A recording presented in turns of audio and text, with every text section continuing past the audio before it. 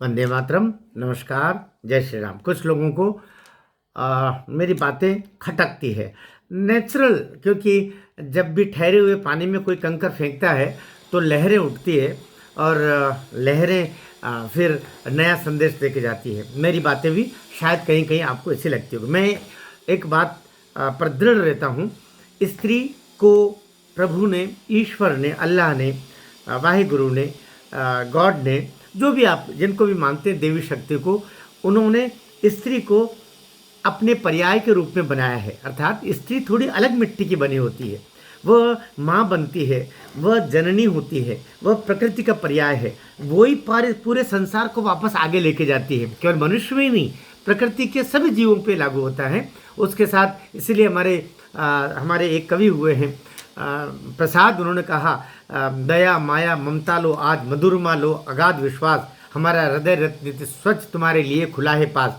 मनु को श्रद्धा बोलती है, ये सब चीज़ें मेरे पास में है। दया लो, ममता लो, स्नेह लो, त्याग लो, सब कुछ हमारे पास में है। ये सब कुछ स्त्री के गुण हैं, पुरुष के गुण नहीं हैं।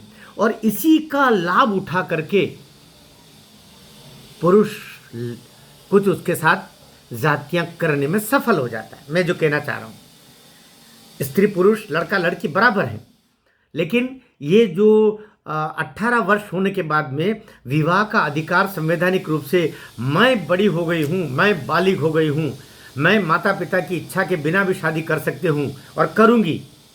मैंने ऐसे ऐसे केसेस भी देखे हैं जब थानों में, कोतवाली में, पुलिस के सामने, कोर्ट के सामने लड़कियां अपने माता पिता को माता पिता मानने से मना कर देती। मैं नहीं जानती उनको, जिन्होंने 18-20 साल का बड़ा करके हाड़ मांस का अपना कलेजा निकाल करके तुमको बड़ा किया, उनको तुम कोर्ट में और पुलिस थाने में, पुलिस के सामने ये कह करके मैं इनको नहीं जानती।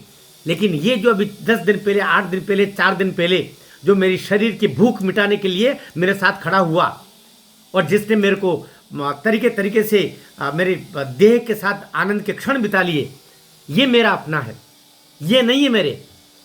और मैं वही मानूंगी जो अब ये कहेगा। ये दोनों माता पिता जिन्होंने मुझे दूध पिला करके, अपना मांस और अपने खून पिला करके मुझे बड़ा किया, इनको मैं नहीं जानती हूँ। ऐसे में और फिर वो कहती है कि मैं तो इसी से शादी करूंगी। ऐसी स्थिति में माता पिता की अनुमति विवाह के लिए अनिवार्य होनी चाहिए। इसी बात के लिए, केवल इसी बात के लिए, वो क्षण जब लड़की हो या कि लड़का हो, मैं तो ये भी कहता हूं, अगर माता पिता की अनुमति के बिना वो विवाह करता है या करती है तो संविधान में ये प्रावधान हो जाए कि कम से कम माता पिता को अपनी संपत्ति से उसको बेदखल करने का पूरा अधिकार प्राप्त हो जाए, भले वो पैतृक संपत्ति क्यों न हो। या तो माता पिता की सहमति ऐसे विवाहों में आवश्यक हो, यदि नहीं तो फिर अपनी संपत्ति से बेदखल करने का स्वाभाविक अधिकार उनको प्राप्त हो जाए। वो संपत्ति से बेदखल माना जाएगा या मानी जाएगी। जो लड़की अपने माता पिता को पहचानने से मना कर रही है, बालिग हो गई हूं, मेरी मर्जी से शादी करूंगी, तत्काल उसी क्षण वो उस माता पिता की संपत्ति से बेदखल मानी जाएगी।